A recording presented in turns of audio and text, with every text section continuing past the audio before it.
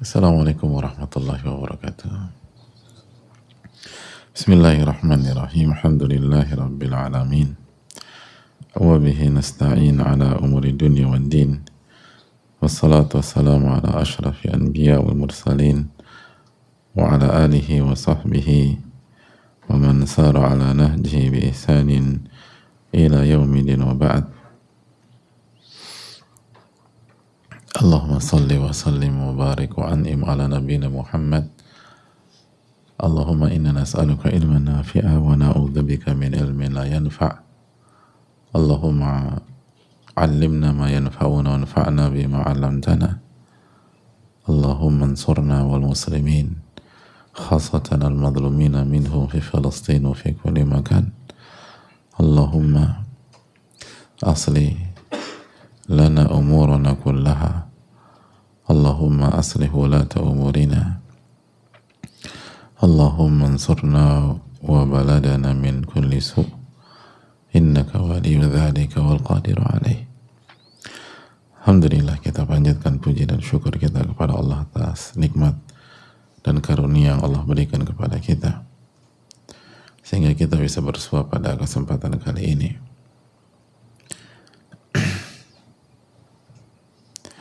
Dan salawat dan salam semoga tercurah kepada Rasulullah SAW beserta para keluarga, para sahabat dan orang-orang istiqamah.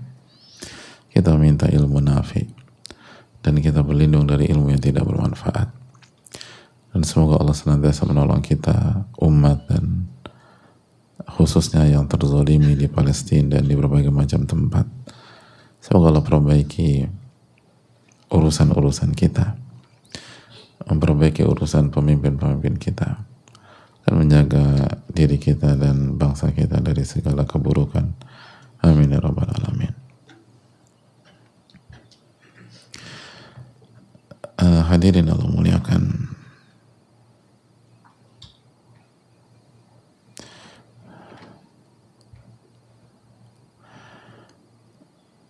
alhamdulillah kita kembali bersua di kesempatan kali ini, dan kita kembali bersua dengan hari Jumat Sayyidul Ayyam,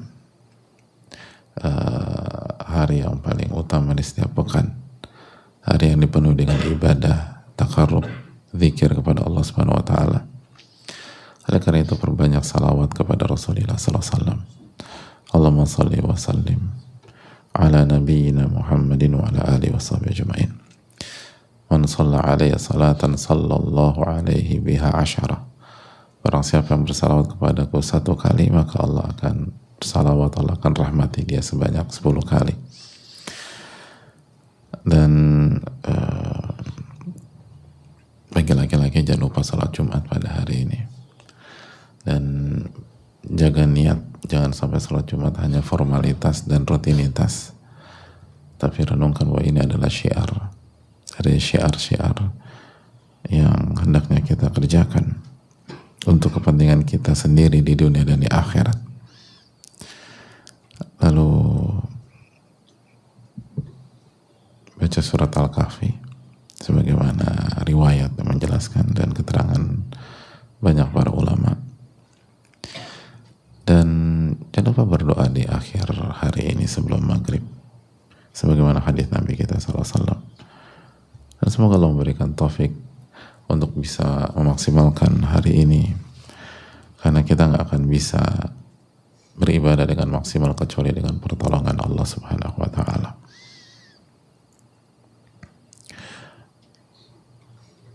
Hadirin Allah muliakan,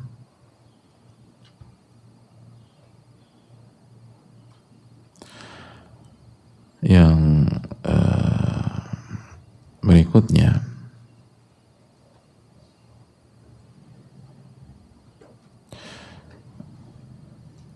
kembali kita buka sesi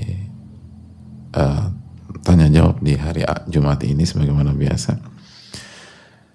Namun yang perlu kita ingat bersama-sama bahwa ulama mengatakan seperti Sufyan Ats-Tsauri, laisa talabul ilmi fulan an fulan.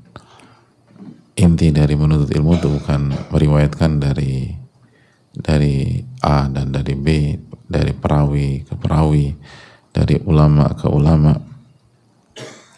Innamal ilmu khasyatullahi azza wa jalla. Namun inti dari ilmu adalah rasa takut kepada Allah Subhanahu wa taala. Dan semoga Allah memberikan taufik kepada kita untuk mendapatkan inti dari ilmu dan hakikat dari ilmu tersebut. Dan bukan berarti kita harus sempurna dan nggak melakukan kesalahan sama sekali. Nggak ada orang bisa demikian. Tapi kita berusaha semaksimal mungkin. Dan kalau kita khilaf, kita tergelincir, kita lalai, rasa takut itu segera menghampiri kita dan membantu kita untuk berhenti dan tidak menjadikan itu pola, dan segera beristighfar, bertaubat kepada Allah Tabaraka wa Ta'ala. Dan semoga Allah memberikan taufik untuk bisa memperbaiki diri dari waktu ke waktu. Dan itulah inti dari belajar. Belajar adalah proses menambah iman, bukan hanya menambah pengetahuan. Apa artinya pengetahuan kalau tidak beriman kepada Allah, kalau kufur kepada Allah, lalu menyombongkan diri di hadapan Allah Tabaraka wa Ta'ala? Hanya akan membuat kita tergelincir ke dalam neraka. Na'udzubillah, thumma na'udzubillah, man kana la yadkhulul jannata man kana fi qalbi mithqalu dzarratin min kibrin. Gak masuk surga orang yang di dalam hatinya ada sifat sombong walaupun sebesar dzarrah, sebesar partikel yang terkecil. Semoga ilmu membuat kita semakin merendah, semakin tawadhu, semakin sadar akan kelemahan dan kekurangan diri. Dan semoga Allah SWT memberikan taufik kepada kita, amin ya rabbal alamin, untuk menjadi lebih baik dan lebih baik lagi. Hadirin Allah muliakan, kita buka sesi ini. Semoga Allah memberikan kita ilmu nafi, amin. Assalamualaikum warahmatullahi wabarakatuh. Waalaikumsalam warahmatullahi wabarakatuh. Semoga Allah selalu menjaga dan merahmati Imam Nawawi dan orang-orang yang beliau cintai, guru-guru beliau, para ulama, ustadz dan keluarga, tim dan keluarga, serta seluruh muslimin baik yang masih hidup maupun yang telah wafat. Amin ya rabbal alamin. Semoga Allah menolong kaum muslimin yang sedang terzalimi di Palestina, Gaza, Rafah dan belahan bumi lainnya. Amin ya rabbal alamin. Dan semoga Allah juga menjaga penanya dan kita semua dan memberikan keberkahan kepada yang bertanya. Amin ya rabbal alamin. Terima kasih atas ilmu yang telah disampaikan kepada kami, Ustadz. Semoga Allah balas dengan surga Firdaus tanpa hisab dan azab. Amin ya rabbal alamin. Ya mujibas sa'irin. Begitu juga dengan yang bertanya, semoga Allah masukkan beliau ke dalam surganya. Amin ya rabbal alamin.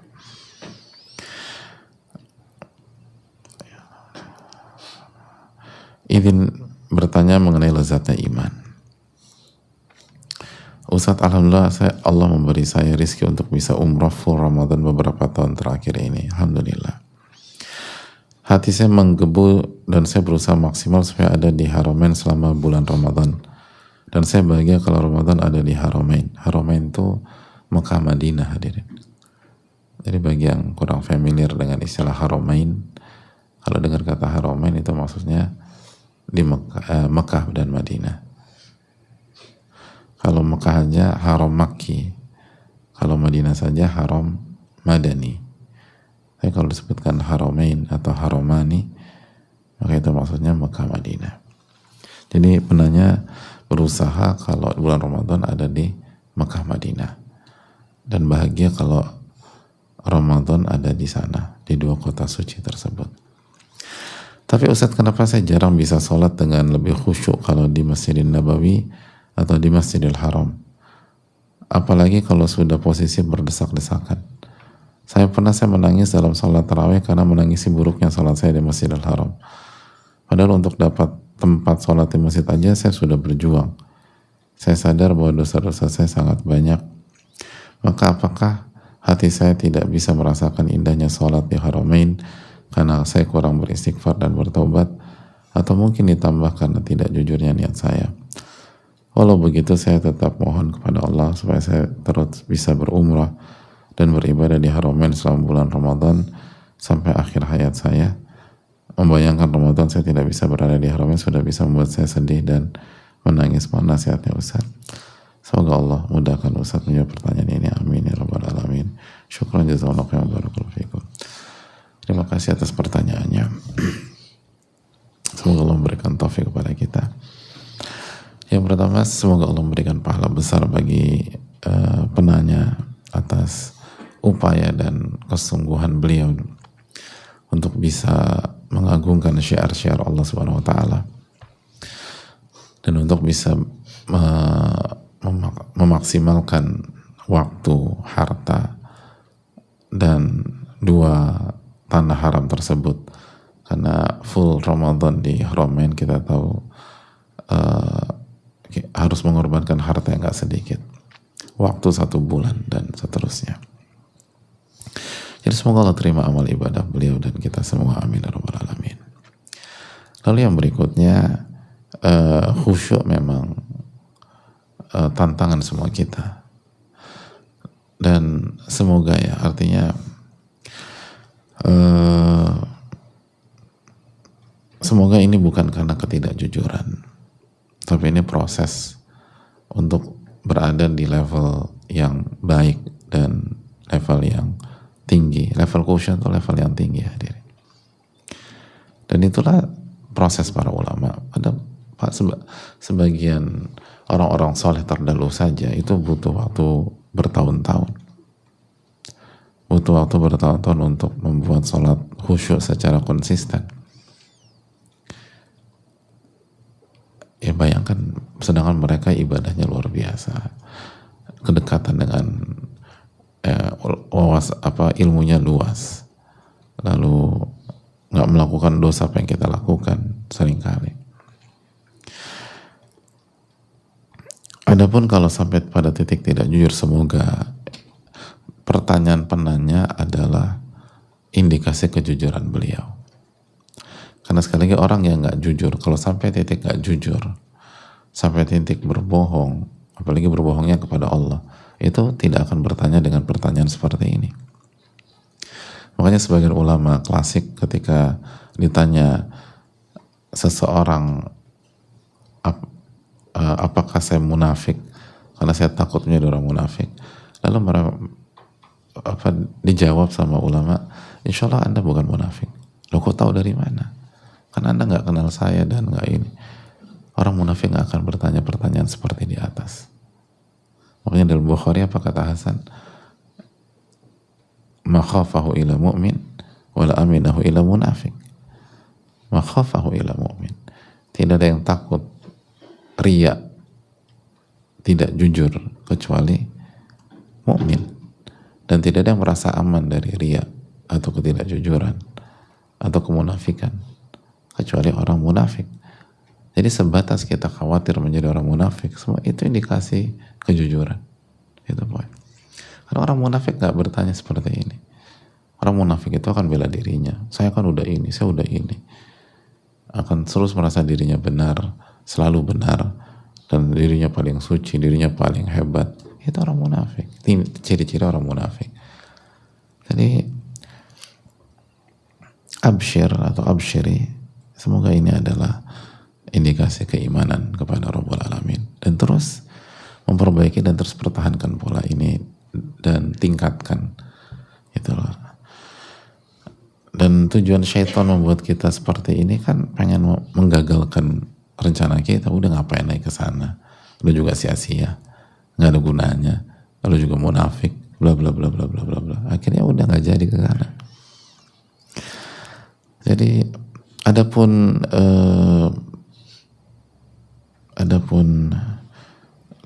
beliau merasa kurang beristighfar dan bertaubat, siapa di antara kita yang nggak kurang beristighfar dan bertaubat? Jadi siapa di antara kita yang kurang beristighfar dan bertaubat? Kan itu tadi, orang-orang yang berusaha jujur akan terus merasa kurang dalam beristighfar dan bertaubat, akan terus merasa diri rendah. Dan begitulah seterusnya. Jadi semoga ini adalah tanda kebaikan. Adapun masalah khusyuan yang butuh waktu, tapi terus harus mujahadah. An-nafas walladzina jahadu fina lanahdiyannahum subulana. Dan barang siapa yang berusaha bersungguh-sungguh habis-habisan di atas jalan Allah Subhanahu wa taala, maka Allah akan kasih petunjuk. Jadi kita harus melawan diri kita sendiri, nafsu kita sendiri. Dan itu seringkali butuh waktu. Bukan satu dua kali. Bukan satu dua kali. Sebagian ulama seperti Ibnu Munkadir, kabatu nafsi arba'ina sana hatta istaqamat.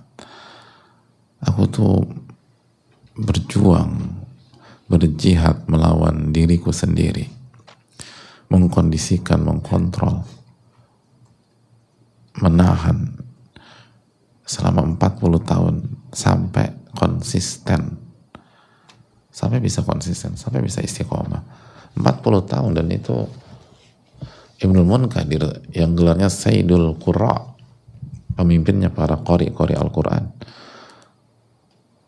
pemimpinnya qari Quran aja perjuangannya selama itu. Lalu kita berpikir kita bisa dalam 1, 2, 3 tahun. Kita renungkan sendiri, kecuali dirahmati oleh Allah. Tapi pola tidak demikian. Lalu yang berikutnya,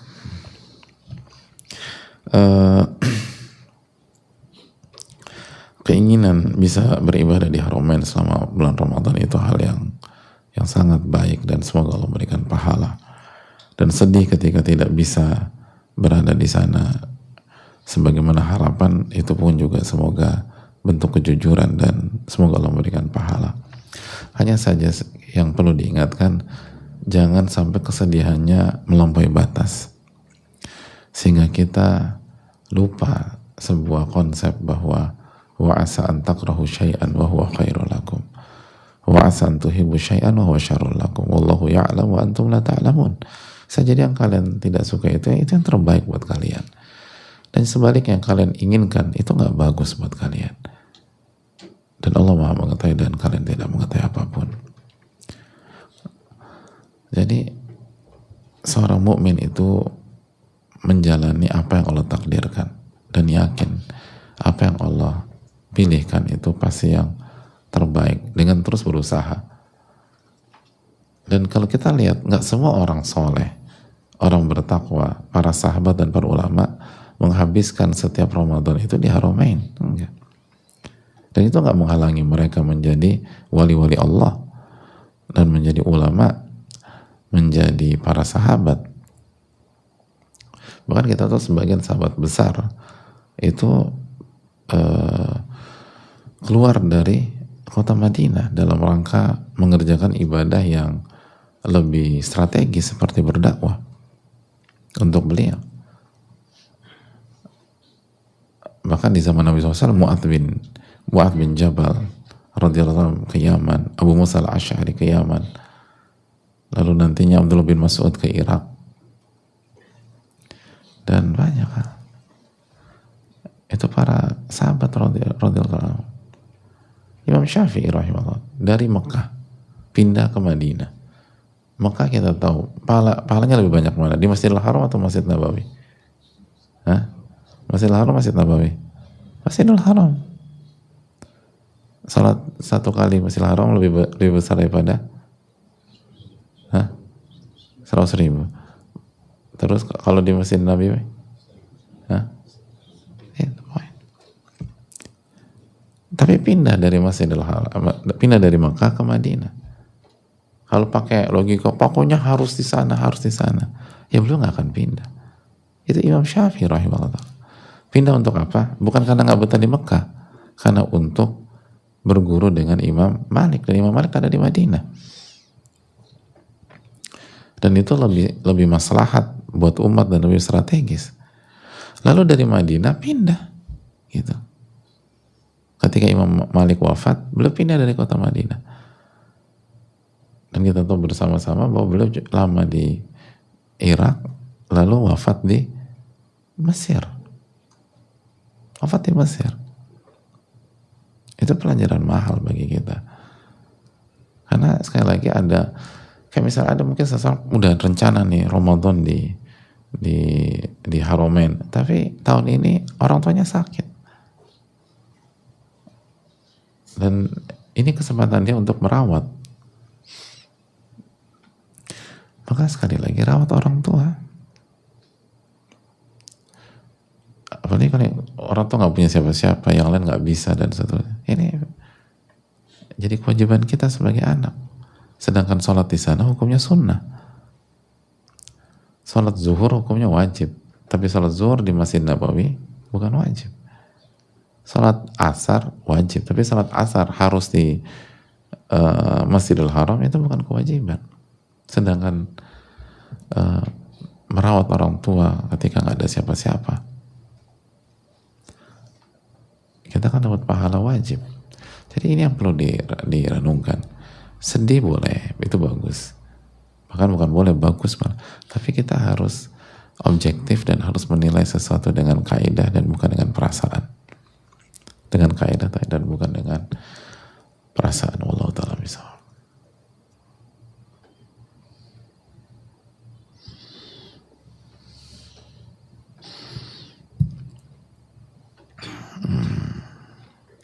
Assalamualaikum warahmatullahi wabarakatuh. Ustadz izin bertanya, saya selalu hampir setiap hari subuh selalu kesiangan. Padahal niat sudah benar-benar niat ingin bangun salat di masjid. Saya pasang alarm 4 kali berentet. Tetap saja kesiangan yang berujung setiap pagi penuh rasa menyesal. Hidup rasanya kayak sumpek dan penuh kebingungan. Saran nasihatnya gimana ya Ustadz?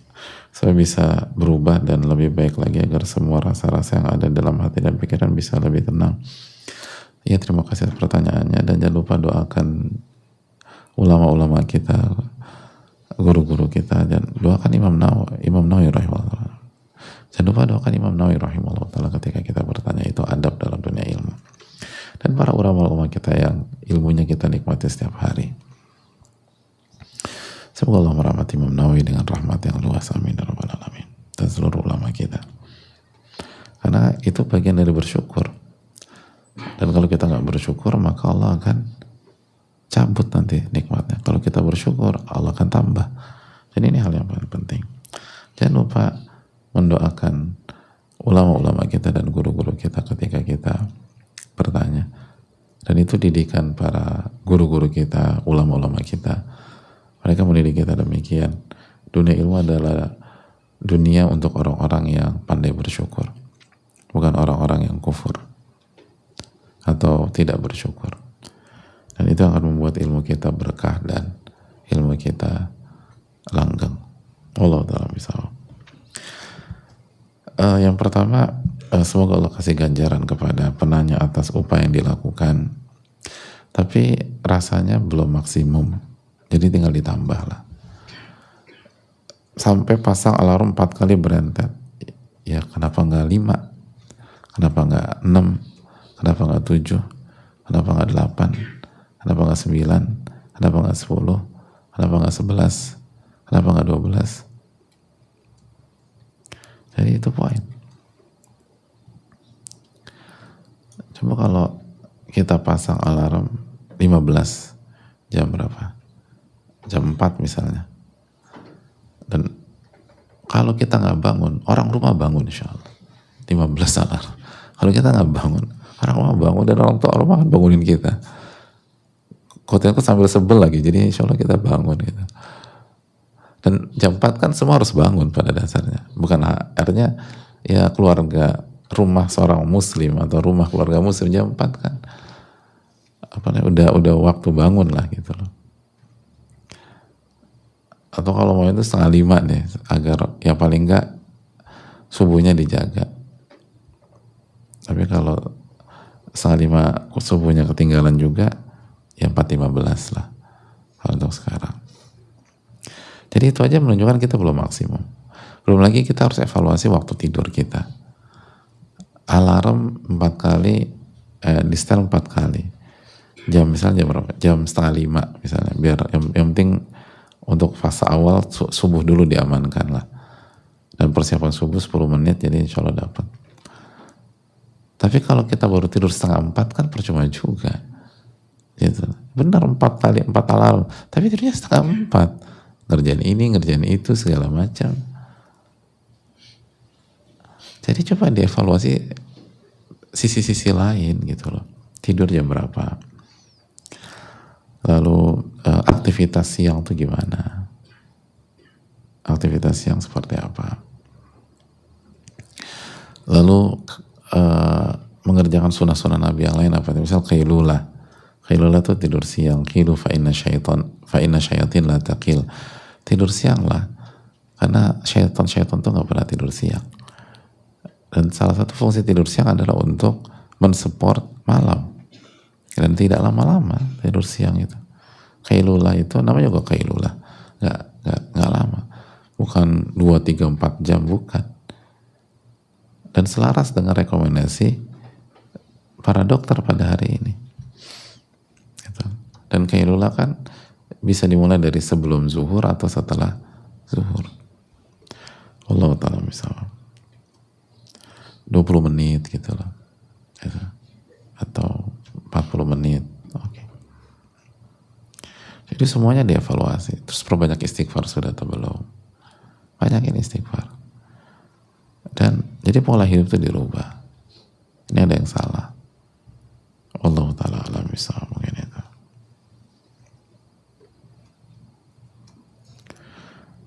Semoga Allah memberikan taufiknya kepada kita, amin ya rabbal alamin. Saya rasa cukup sampai di sini. Semoga Allah memberikan ilmu nafi dan melindungi kita dari ilmu yang tidak bermanfaat. Subhanakallahumma wa bihamdika